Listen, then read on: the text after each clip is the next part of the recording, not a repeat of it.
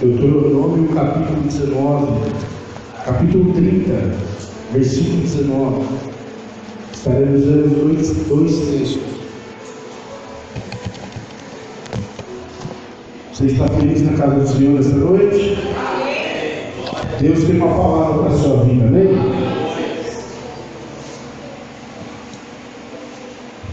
Louvado seja o nome do Senhor. Deuteronômio capítulo 30, versículo 19.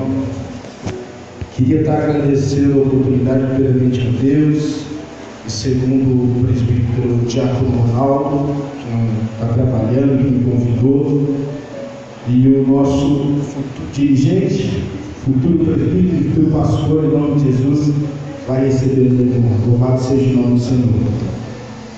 Deuteronômio 30, 19. Quem achou, diga amém. Está escrito assim a palavra de Deus: os céus e a terra tomo hoje por testemunha contra ti, que te propus a vida e a morte, a bênção e a maldição. Escolhe, pois, a vida para que vivas tu e a tua descendência. Amém? Agora, parafraseando esse texto, Josué 24, 15.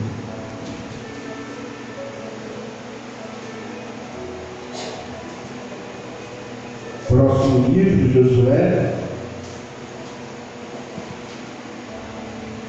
24, 15.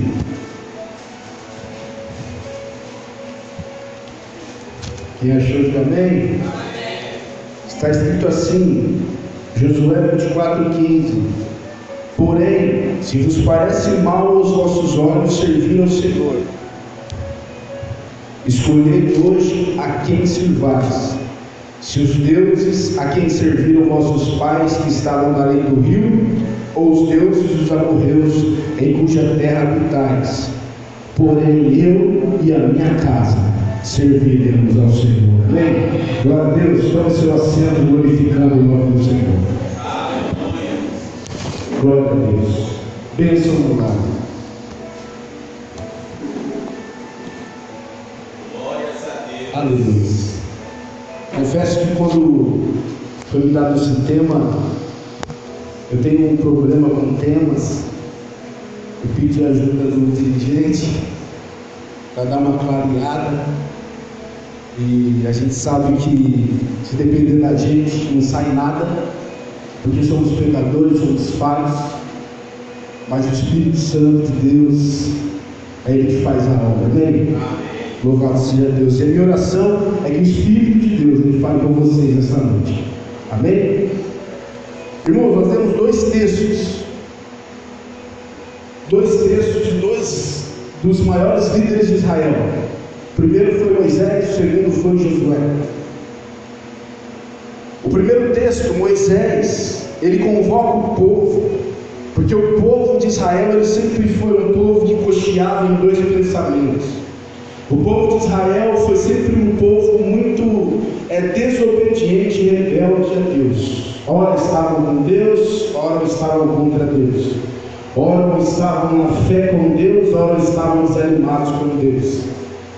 E aqui, na primeira aliança que nós lemos, no primeiro texto, Moisés, antes de sua morte, faz uma aliança com o povo de Israel. E ele diz assim: ó, eu coloco diante de vocês hoje uma escolha: a vida ou a morte, a bênção ou a maldição. E aí Deus, através de Moisés, ainda orienta o povo: escolhe, pois, a vida para que viva tu e a tua descendência. Por quê, irmãos? Por quê? Porque na verdade a vida do ser humano ela é feita de escolhas. A cada momento você tem que optar por alguma escolha na sua vida, seja ela boa ou má. E ainda mais quando as escolhas envolvem as nossas famílias, né? Temos que ser prudentes nas nossas escolhas, ainda mais quando escolhas envolvem família, como hoje o tema é bênção no lar. Então Moisés ele está falando ali: escolha a vida, vocês têm duas escolhas: a vida ou a morte, a bênção ou a maldição. Escolhe, pois, a vida para que viva tu e a tua descendência, a tua casa. E Moisés, ele morre. Depois que Moisés morre, se levanta o segundo livro, que é o segundo texto, a segunda aliança que nós lemos. Moisés não entra na terra prometida, como nós sabemos a história, e Deus levanta Josué com a força de Moisés. E Josué, depois de conquistar as terras, dividir as tribos, na sua velhice, ele faz uma aliança com o povo de Deus, porque o povo de Deus continua rebelde. Ora estavam com Deus, ora estavam com os deuses das terras pagãs. E aí Josué, antes de morrer, fala assim: gente, é o seguinte, porém, se vos parece mal aos vossos olhos servir ao Senhor, escolham hoje quem vocês vão servir. Se os deuses a quem serviram vossos pais, que estavam na além do rio, os deuses dos amorreus, em cuja terra habitais. Agora, eu e a minha casa, nós serviremos ao Senhor. Louvado seja Deus. O que eu queria frisar aqui nesse texto, queridos, diante dessas duas alianças, é a convicção de Josué. Josué estava convicto: eu não sei quem vocês vão servir, eu não sei quem vocês vão adorar, mas eu e a minha casa, nós serviremos ao Deus que criou os céus e a terra. Louvado seja o nome do Senhor. Glórias a Deus. E aí, eu parei para meditar nesse texto, e é sobre isso que eu quero frisar. Josué, neste momento que ele toma essa decisão, ele está sendo uma bênção no lar. Ele está sendo uma bênção na casa dele. Ele tomou uma decisão: eu vou servir ao Senhor. Só que, porém, nós sabemos que a salvação ela é individual. E como que ele tem essa convicção de falar: eu e a minha casa, nós serviremos ao Senhor? Aí eu comecei a meditar. Primeiro, Josué, ele não podia obrigar a família dele a amar a Deus. Nós não podemos enfiar Jesus na goela do filho rebelde, do marido cachaceiro. Então, como queria fazer a família dele servir a Deus? Josué, como líder da família, ele tinha que ensinar os parentes dele sobre Deus e motivá-los a obedecer a Deus através do seu testemunho. É por isso que lá em Provérbios 22:6 está escrito assim: ensina a criança no caminho em que deve andar, e ainda que for velho, não se desviará dele. A Bíblia fala: ensina a criança no caminho, não o caminho. Tem muita gente que fala assim: faço o que eu digo, mas não faço o que eu faço. Filhão, vai para a igreja, que é a melhor coisa que você faz. Não está aqui no pai, o pai vai para o bar, o pai não vai para a igreja. Está errado. Ensina a criança no caminho. É pegar a mão e ir no caminho. No caminho. Isso é ser uma bênção no lar. E Josué, ele era uma bênção no lar. E nós precisamos ser a bênção do lar das nossas casas. Amém? Amém. Louvado seja o nome do Senhor. Então seja uma bênção do lar na sua casa. Nós temos a opção de escolher a vida, a morte, a bênção ou a maldição. E graças a Deus, para a honra e para a glória do nome do Senhor, todos nós que estamos aqui hoje nesta noite, nós escolhemos a vida, nós escolhemos ser uma bênção no lar, nós escolhemos glorificar o nome do Senhor, ainda que falte alguns familiares, mas você está aqui, você está dando testemunho que você serve um Deus vivo, e no momento certo, Deus entrará com provisão na sua casa e na sua família, e tu e tua casa servirá ao Senhor em nome de Jesus. Amém? Amém. Então vamos dizer aí alguns personagens bíblicos que fizeram escolhas certas, escolheram a vida.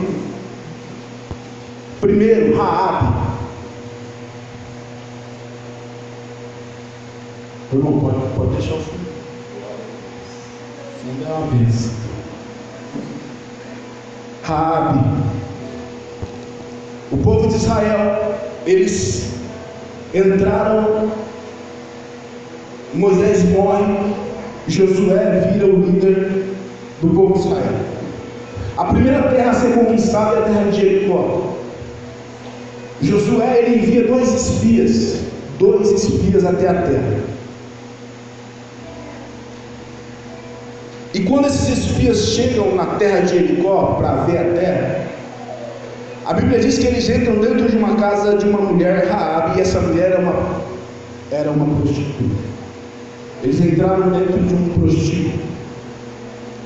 E quando eles entram ali, algumas pessoas da cidade de Jericó viram eles e foram e contaram para o rei da cidade: ó, tem dois homens aí espiando a terra. Porque eles já sabiam que Israel estava prestes a invadir Jericó. E esses homens, eles soldados do rei, vão até a casa de Raabe, ao prostíbulo, e Raabe esconde os dois espias. E eles falam assim: ó, disseram que viram dois homens entrando aqui na sua casa. E ela diz assim: realmente vieram dois homens aqui, mas eles entraram e subiram e foram embora. E aí eles pegam e vão embora. E aí é muito interessante a gente prestar atenção no texto, porque Josué capítulo 2, no versículo 8, a Bíblia diz assim, ó: e antes que eles dormissem, ela subiu a eles sobre o telhado. Aqueles dois homens que foram espiar a terra e ela escondeu ali, eles dormiram ali, no prostíbulo. Eles dormiram ali até os soldados, né, que foram atrás deles, irem embora, para eles poderem ir embora no outro dia. E antes de eles, a Bíblia diz, antes que eles dormissem. Se a Bíblia falou antes que eles dormissem, é porque eles dormiram ali. A Bíblia diz que ela subiu até o telhado onde tinha escondido eles. E ela disse assim para eles, assim, ó: eu sei que o Deus que vocês servem é um Deus terrível, é um Deus grande, é um Deus poderoso. Ele é um Deus que livrou vocês da terra do Egito, Ele abriu o mar, e eu sei que vocês estão para entrar aqui em Jericó, e todo mundo aqui está desmaiando de medo, porque nós sabemos que não há nenhum Deus maior que o Deus de Israel. Aleluia. E aí ela diz assim: então eu usei de beneficência com vocês, eu estou ajudando vocês, eu estou sendo bonzinha com vocês. Então, por favor, quando vocês entrarem aqui, sejam bonzinhos comigo e com a minha família, não nos matem, usem de beneficência conosco. E eles, antes de dormir, eles dizem para ela assim: se na linguagem mais atual, como dirigente, se você não dedurar a gente tudo bem, fica assim então. E eles dormiram. No outro dia, irmãos, a Bíblia diz que eles estão indo embora, e ela está descendo eles pela janela, e eu imagino ela pensando assim: nossa, que beleza, eu fiz o bem para eles e eles vão fazer o bem para mim, que é o que muita gente pensa.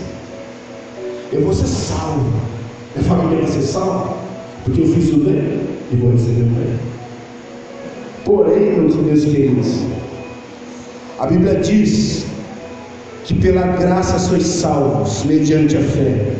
Isso não vem de vós, é um dom de Deus, não de obras, para que ninguém se glorie, pois somos feitura deles, criado em Cristo Jesus para boas obras, as quais Deus de antemão preparou para que andássemos nelas. É bom fazer beneficência, é bom fazer boas obras, é bom, mas boas obras não salvam ninguém.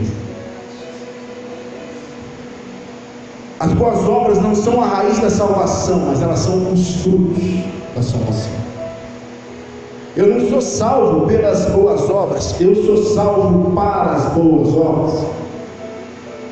Eu não trabalho para Cristo para ser salvo, eu trabalho para Cristo porque eu já sou salvo. É diferente. E aquela mulher pensou assim: não, eu fiz um bem, então eu vou receber o bem. E antes de aqueles homens, voltando para lá, antes daqueles homens irem embora, ela fala assim: então tá certo, né? Vocês não vão pegar a minha casa. Aí eles falam assim: se você não dedurar a gente, mas livres estaremos da sua casa, do sangue da sua casa e da sua família, se você atar esse cordãozinho de escarlate na sua janela. Eles deram um pedaço de fita vermelha, escarlate, e falou assim: ata na sua janela, e quando a gente entrar e a gente vê essa fita na sua janela, e se todos da sua casa estiverem dentro da casa, nós não mataremos ninguém. Ela achou que só as boas obras vão servir, mas não. E agora eu imagino aquela mulher, a hora que aqueles caras foram embora, esse fiozinho aqui, se eu colocar na janela, vai me salvar. Esse fiozinho aqui vai salvar a minha família. Mas a Bíblia diz que ela foi e atou o fio na janela. Queridos, Hebreus fala que tudo que aconteceu no passado, no Antigo Testamento, são sombras do Novo Testamento, dos bens futuros. Aquela fita simboliza a marca do sangue de Cristo Jesus. Foi cantado aqui, né? A casa que tem a marca de Cristo. Aquela fita simboliza o sangue de Jesus Cristo na cruz do Calvário. Quando ela atou aquela fita na casa, na janela, ela estava recebendo, aceitando o sacrifício de Cristo na cruz do Calvário para a vida dela. Ela fez a escolha de vir. E através da vida dela, quando o povo de Israel entrou na cidade, e eles viram lá na janela aquela fita vermelha, e todos que estavam na casa estavam dentro da casa, nenhum foram mortos. Por quê? Porque a fita vermelha estava lá. Ela teve fé no sangue de Cristo Jesus. É por isso que Paulo fala: crê no Senhor Jesus e será salvo tu e a tua casa. Louvado seja o nome do Senhor. Ela creu no sangue de Cristo. Ela creu no sangue de Cristo. Eu não sei qual a situação da sua casa, eu não sei qual a situação da sua família.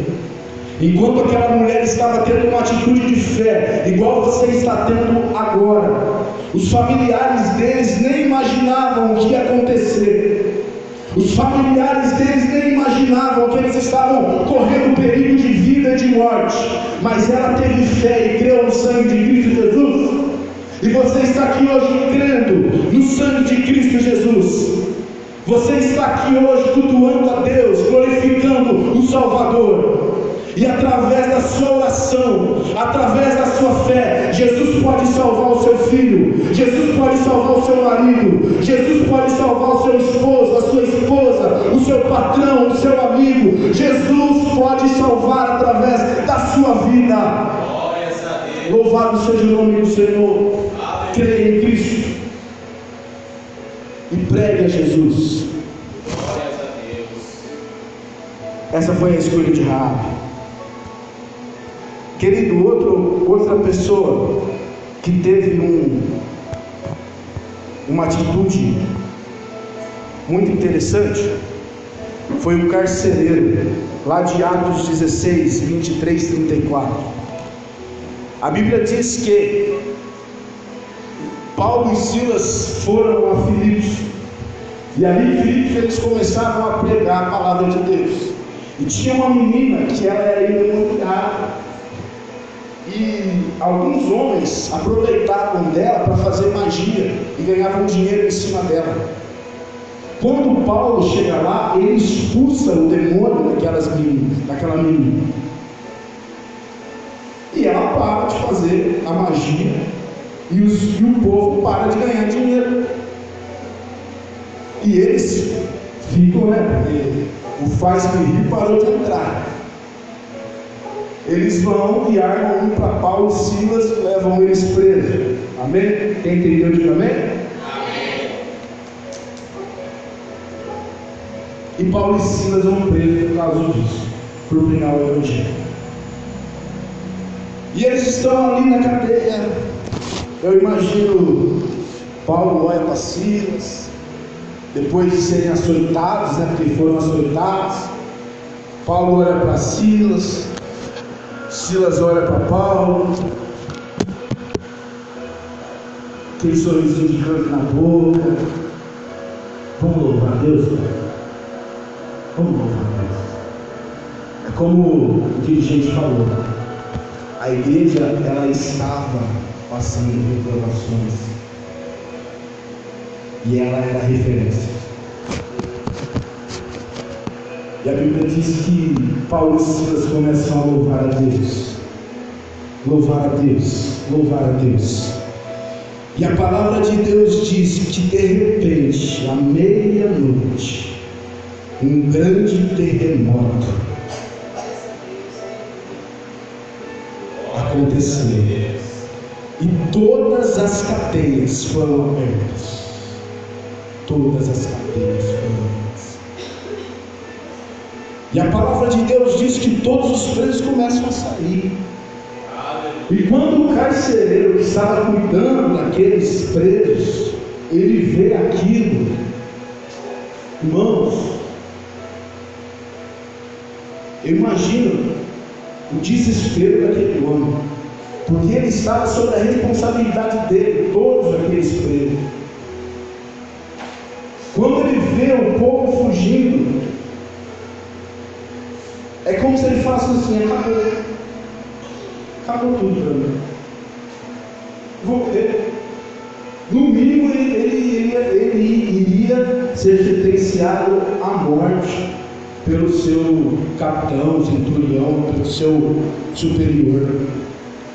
E naquele momento, a Bíblia diz que ele tenta o suicídio. Naqueles dias eles se suicidaram, ou eles colocavam a espada aqui, ou eles enfiavam a espada aqui.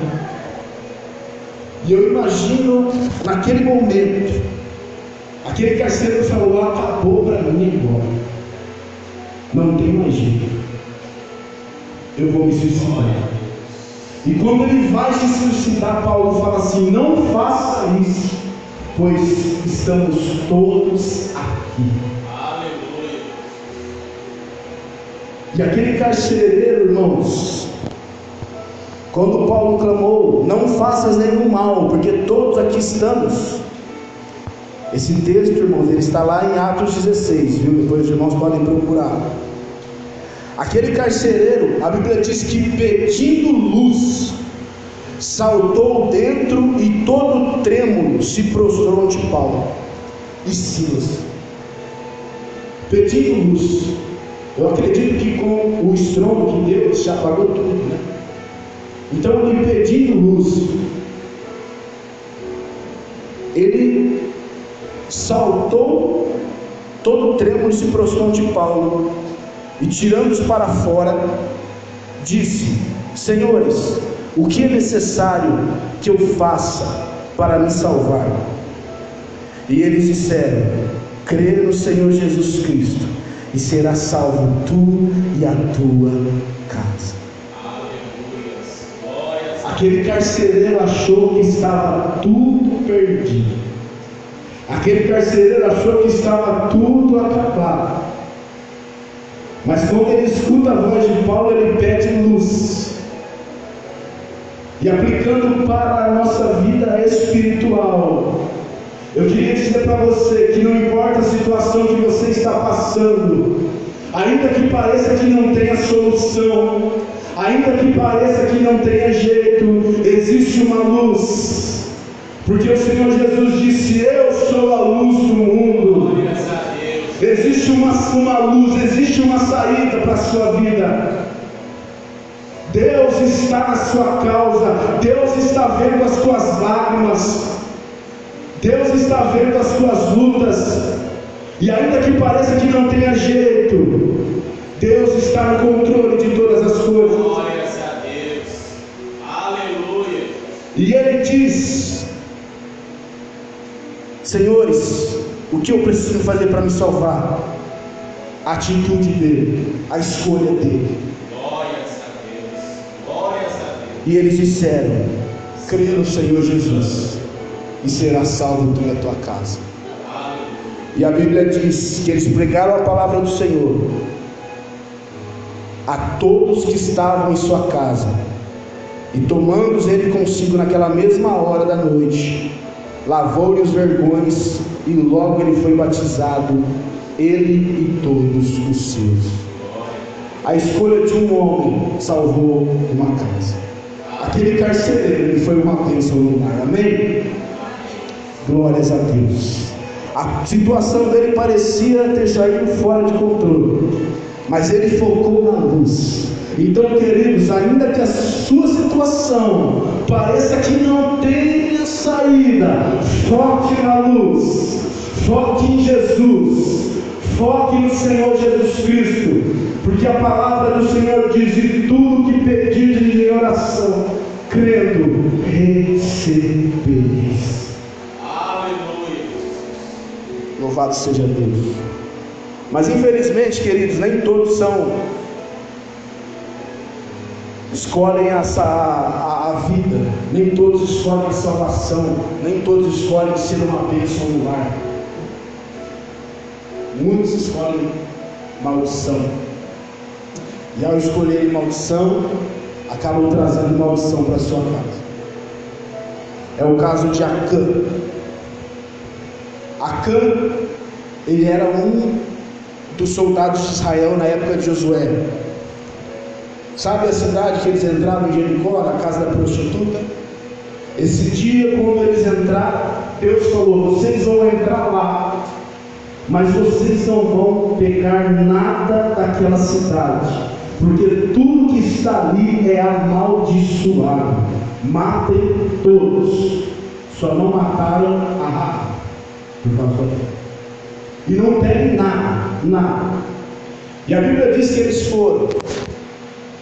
foram, entraram na cidade, alcançaram a primeira, que era a promessa de Deus, a terra de Canaã. Entraram em Jericó. Quando eles entram em Jericó, a próxima cidade se chamava Ai. Era uma cidade pequena.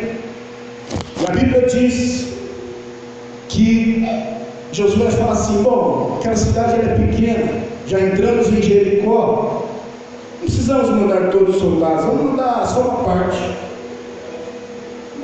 só. E a Bíblia diz que eles mandam poucos soldados, e a palavra de Deus diz que os soldados de Israel voltaram fugidos e perderam a batalha contra a cidade de Ai. A palavra do Senhor diz que Josué rasga suas roupas e começa a orar a Deus e fala: Senhor, mas era a promessa do Senhor, uma terra que manda leite e mel, era a promessa do Senhor que nós entrássemos nas terras, que nós vencêssemos a batalha. E Deus fala assim: Josué, por que oras? Israel pecou. Israel pecou.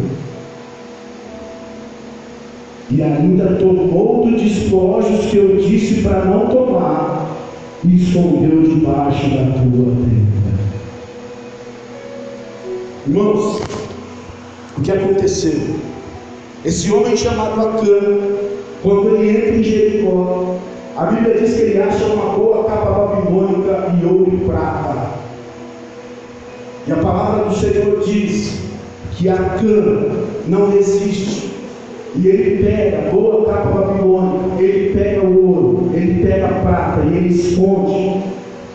E quando ele chega quando eles montam as tendas ali em Jericó, que ali era o lugar que eles estavam no momento iam habitar, ele pega, a Bíblia diz que ele enterra dentro da tenda dele a capa, o ouro e a prata.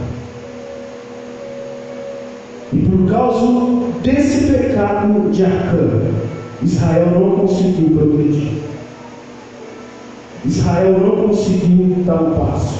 Israel não conseguiu crescer, porque ele escondeu um pecado.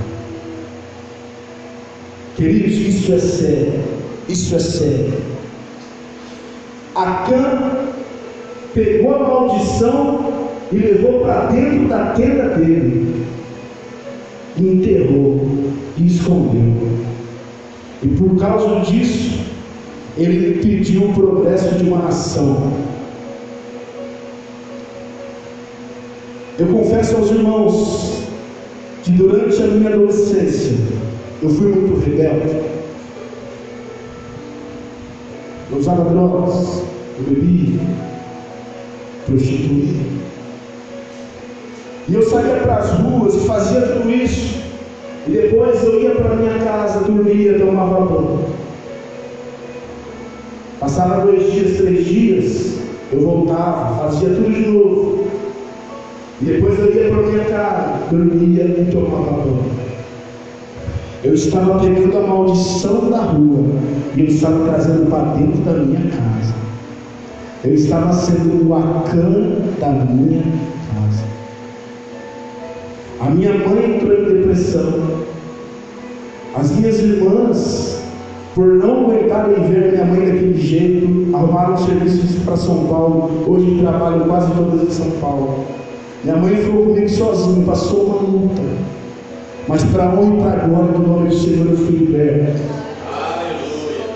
Mas, há 1 ano atrás, depois que Deus restituiu a minha vida, me levantou, eu fui para a rua de novo, peguei maldição e levei para dentro da minha casa. E quando você faz isso, irmãos, as coisas começam a parar. E aí a gente não entende porque a vida financeira não vai para frente. A gente não entende porque o nosso ministério não flui. A gente não entende porque Deus não faz. Muitas das vezes é porque tem um Acã dentro da sua casa, você não sabe. Acã precisou desenterrar aquilo lá para que Israel prosseguisse. Deus pediu para Josué mostrando casa por casa, até que foi achado onde estava. Depois que desenterrou aquilo lá, o povo de Israel conseguiu vencer a próxima cidade. Mas a casa de Acã, todos que habitavam com ele foram mortos. Agora eu te pergunto, Acã foi bênção no lar ou foi maldição? Foi maldição.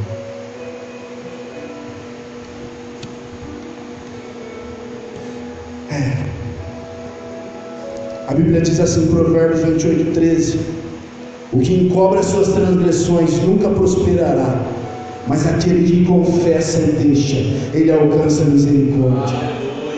Queridos, não importa o que você fez, não importa o que você enterrou ou está enterrado, não importa o que você praticou, se você colocar para fora e falar: Deus, me perdoa, Senhor, eu confesso que errei, e abandonar, a Bíblia diz que as misericórdias do Senhor, elas te alcançam, e você prosperará, a sua casa vai prosperar, a sua família vai prosperar, e tudo vai mudar, porque Deus é um Deus de misericórdia. Aleluia.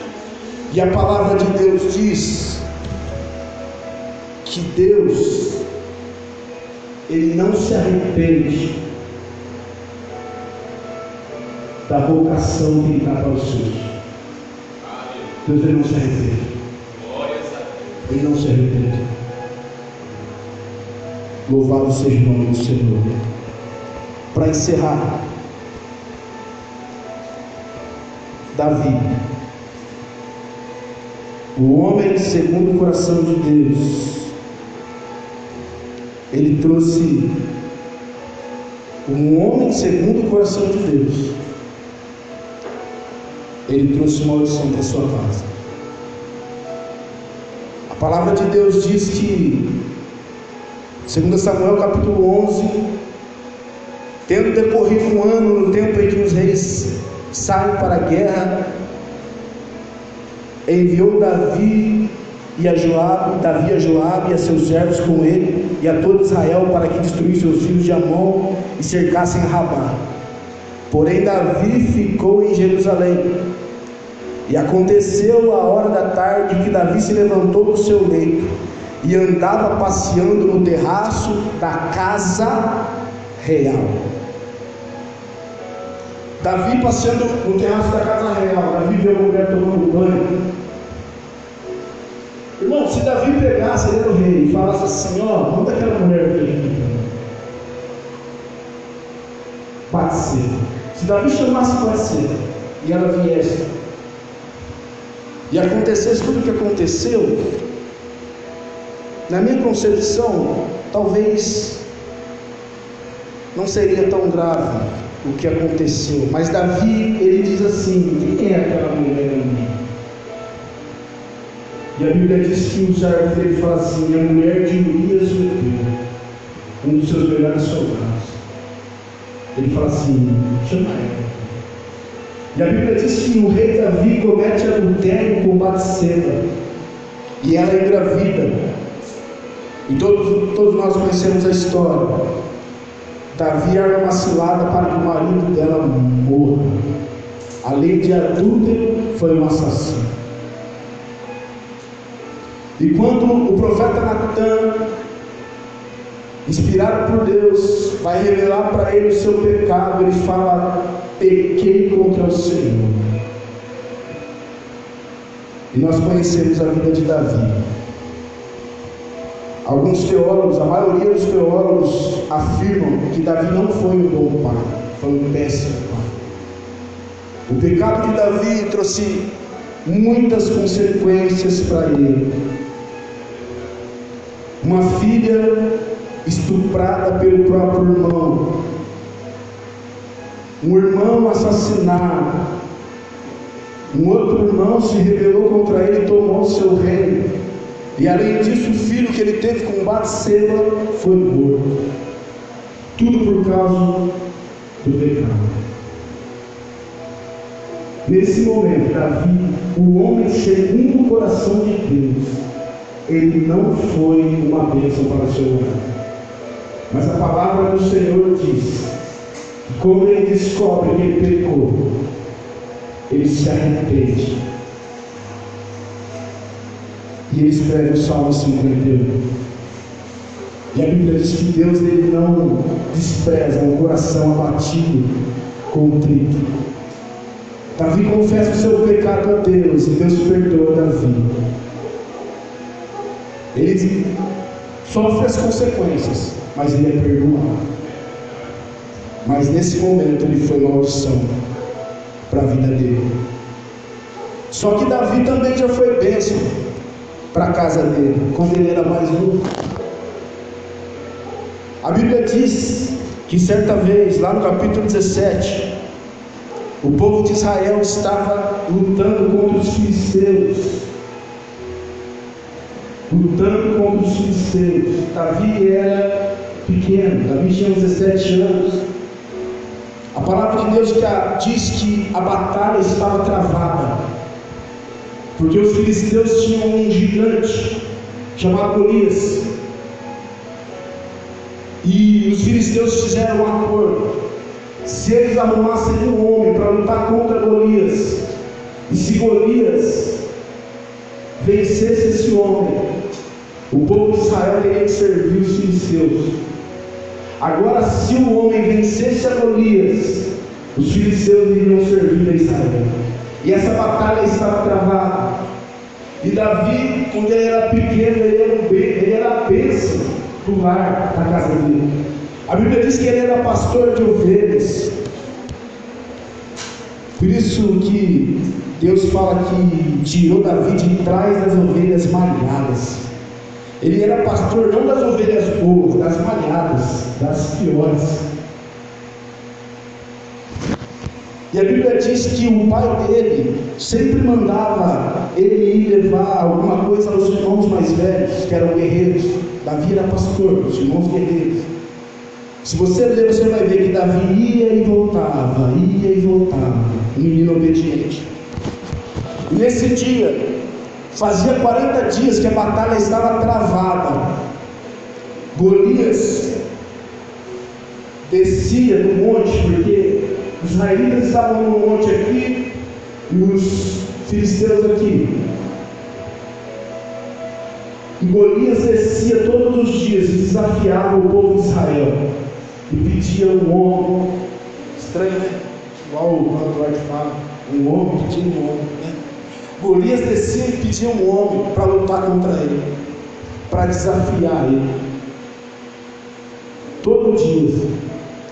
E a Bíblia diz que os israelitas, todos quando viam Golias, temiam muito, e ninguém queria descer, ninguém. E certo dia, o pai de Davi, como Davi sempre ia e voltava, dá uma missão para ele levar alguns alimentos para os seus irmãos que estavam na guerra. Davi já tinha sido ungido pelo profeta Samuel. Davi já tinha o Espírito Santo de Deus sobre a vida dele. E quando Davi chega no campo de batalha, e ele percebe que está tudo parado, a Bíblia diz que no momento que Davi chega, Golias, ele se apresenta e ele desafia a Israel. E Davi ora e fala assim: quem é esse incircunciso para desafiar o exército do Deus vivo? Quem é esse homem que não tem aliança com Deus para desafiar o exército do Deus vivo? E Davi começa a perguntar. E aí os homens começam a dizer, explicam a situação para ele e falam, o rei, para quem enfrentar esse homem aí, vai dar a sua filha e vai isentar a família dos impostos. Aí Davi, como que é? Aí vai outro e fala, o rei vai dar a sua filha e vai isentar a família dos impostos. Quando Davi vai para perguntar para outro irmão dele, chega e fala, senhor Davi, o que você está fazendo aqui? Com quem você deixasse aquelas poucas ovelhas? A Bíblia diz que Davi se desvia dele e pergunta de novo. E o homem fala de novo, o rei vai dar a sua filha e vai isentar a sua família dos impostos. Queridos, duas coisas motivou a Davi a descer naquele vale e enfrentar aquele gigante. Primeiro, que ele era um incircunciso. Ele era um incircunciso. E Davi tinha aliança com Deus. E segundo, Davi pensou na família dele. Davi pensou no pai dele. Davi pensou na mãe dele. Se coloque de pé, por favor. Davi olhou e falou assim, poxa, gigante, grande, isentar a família. Davi lembrou do pai, da mãe, de idade, dos irmãos na peleja, e aqueles impostos que eles pagavam então, e Deus era com ele. Ele falou assim, eu vou descer esse vale, e eu vou enfrentar esse gigante. Primeiro, o que motivou a Davi a descer do vale foi a sua aliança com Deus, e segundo, foi a família. Queridos, todos nós temos um gigante para enfrentar todos os dias. Todos os dias nós temos um gigante para enfrentar. E o que nos move, nos dá força para enfrentar esse gigante e ser uma bênção para nosso lar, é a nossa aliança que nós temos com Deus e o nosso cuidado com a nossa família. Eu sei que eu não sou o único, muitos aqui trabalham. O meu gigante, irmãos, é quando dá 5h10, 5h20 da manhã, meu celular desperta, e eu levanto da minha cama,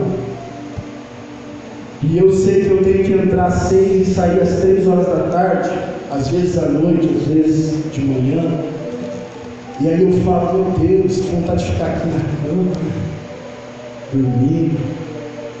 Mas aí eu olho para a cama e eu vejo o Benjamin dormindo, eu vejo a Stacy dormindo, eu vejo a Noemi dormindo. Eu falo assim, eu preciso descer no vale, eu preciso enfrentar esse gigante de hoje pela minha família e pela aliança que eu tenho com Deus. E graças a Deus, irmãos, você tem feito isso. Você tem sido uma bênção no seu lar, amém? Eu queria que todos viessem aqui na frente desse momento. Todos. Glórias a Deus. Aleluia. Talvez se essa palavra falou com você, e talvez você fale, eu não tenho sido uma bênção no lar, ou eu tenho sido. Vamos orar para Deus nesse momento, para continuarmos sendo uma bênção para os nossos lares. E se nós não temos conseguido, que Deus nos dê força para isso. Vamos fechar os nossos olhos. Vamos fechar os nossos olhos. E olha a Deus nesse momento, irmãos. Você que tem sido bênção no seu lar, continue sendo. Porque a família, ela foi enchida por Deus. E Deus, Ele quer que você continue sendo bênção para a sua família. Hoje não é um culto normal, nem um culto normal. Hoje é uma campanha. O que é ligado na terra é ligado no céu. Quando vocês fizeram essa campanha, Deus ouviu, o Espírito Santo de Deus ouviu. E hoje Ele está aqui, falando aos nossos corações, amém? Feche seus olhos.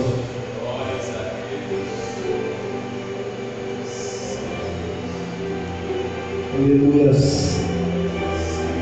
Olha Deus. Você conhece o seu coração. Te agradeço pela minha família. Aleluia. Tua presença. Agradeça a Deus pela família que você tem aqui. Te agradeço pela Agradeça. Agradeça. que o Senhor Deus tem cuidado da sua família. deixou faltar. Deus tem guardado a sua família. Te agradeço pela nossa família. Deus é bom, irmão. Através da sua vida, Ele vai alcançar outros que estão perdidos, talvez. Mas agradeça porque você tem a sua família. E Ele vai operar muitas coisas. Espírito Santo de Deus, desce aos corações nesse momento, ó Deus. Toca no coração de cada um, Pai. Em nome de Jesus. Espírito Santo de Deus, fala com o teu povo neste momento. Presente do Senhor.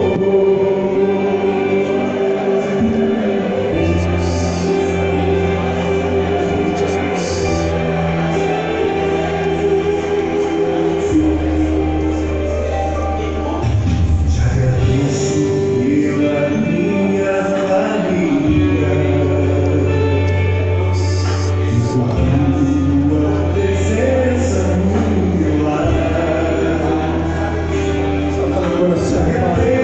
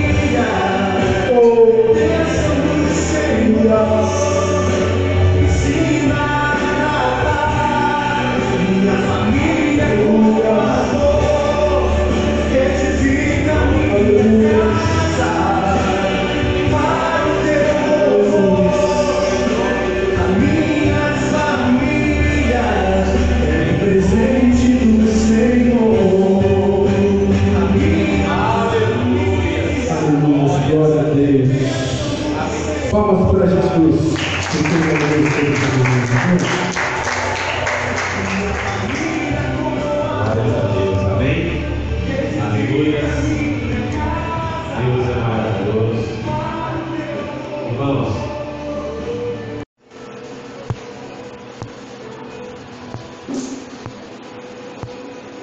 Deuteronômio capítulo 19, capítulo 30, versículo 19. Estaremos vendo dois textos. Você está feliz na casa do Senhor esta noite? Deus tem uma palavra para a sua vida, amém?